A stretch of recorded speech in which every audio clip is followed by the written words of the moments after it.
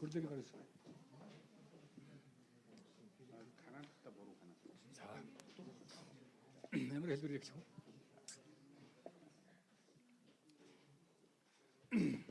ямар хэлбэрээр явах гэдэг үстэй. Ямар хэлбэрээр явах вэ? Шууд бид нар мэдээлэл өгөөд асуух гэдэг нь. За.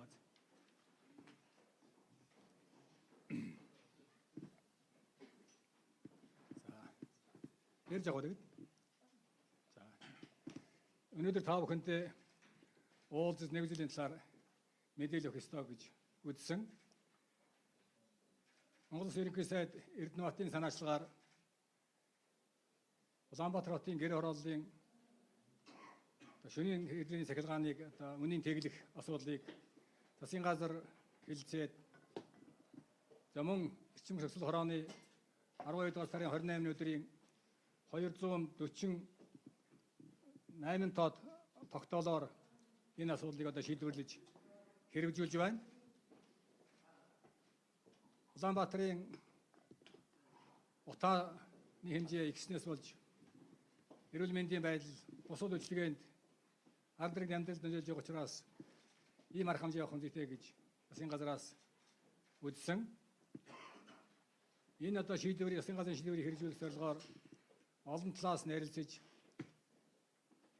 эрчим хүчний хуулийн дагуу бүрээр хэврээнд зохицуулах хороо за энэ Улаанбаатар хотын хэрэглэгчдийн шөнийн тарифыг сэгэлж байгаамаа. Улаанбаатарын өнөөдөр цахилгаан төвлөрийн тэгэрээ хийж цахилгаан авч байгаа 146 мянган хэрэглэж байгаа юм.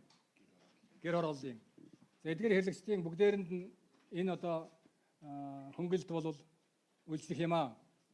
За ялангуяа энэ хэрэглэгчдийн 110 мянга орчим нь хоёр тарифтай тоолоор ашиглаж байгаа. Энэ чинь орон 21-ээс өглөөний 6 цагийн хугацаанд нийтдээ 9 цагийн авсан цахилгааныг үнийн тэглэж байгаа учраас заавал хоёр тарифтай тоолоор байх шаардлагатай болж байгаа юм л да. Тийм учраас тэр 110 мянган хэрэглэгч бол шууд хөнгөлт хэлж эхэлнэ. За үлдэж байгаа 20 гаруй мянган хэрэглэгч бол хоёр тарифтай тоолоор тавиулж иж энэ хөнгөлтийг эзлэх боломжтой болж байгаамаа. Энэ тоолорууд нь бүгдээрээ Улаанбаатар цахилгаан сүлжээнд болон бусад холбогдох мэргэжлийн байгууллагууд байж байна. Стандартын газрын баталсан тариф тоолорууд авах боломжтой гэж хэлж болно. За энэ хэрэглээний хувьд бол 3 фазын цахилгаан хэрэгэлдэг 380 вольт хэрэгэлдэг айлууд бол 1500 кВт-ийн за 220 вольтын цахилгаан хэрэгэлдэг айлуудад 700 кВт-ийн чадлын дэд хязгаар тогтоож байгаа. Энэ яагаад гэвэл өнөөдөр хэрэглэгчдийн хэрэгжилж байгаа цахилгаан дамжуулалт түгээх утаснуудын нэвтрүүлэх чадвартай холбоотой юм а гэж зөвлөх юм бол цахилгааны аюул эрсдлээс хамгаалсан арга хэмжээ гэж ойлгож болно. Тийм учраас хуучин бол бүгдээрээ 11 сарын 1-ээс 50% хөнгөлт эдэлдэг байсан бол Улаанбаатарын гэр хорооллын хүмүүс 1 сарын 1-ээс 4 сарын 1-ний хооронд 100% хөнгөлт эдлэх боломжтой болж байгаамаа. Ингэснээр нэг талаа утааны хэмжээ багасна. Нөгөө талдаа тэр гэр хороол амьдарч байгаа хүмүүсийн зардалд нь бас хувийн болно гэж үзэж байгаа юм. За нөгөө нэг хэлэх зүйл бол энэ бол зөвхөн гэрийн хэрэглээ халаалтанд ашиглаж байгаа цахилгаан болохоос биш гэр хороолд цахилгааны үн тэглээ гэж янз бүрийн үйлдвэрлэлчгээ явуулж болохгүй.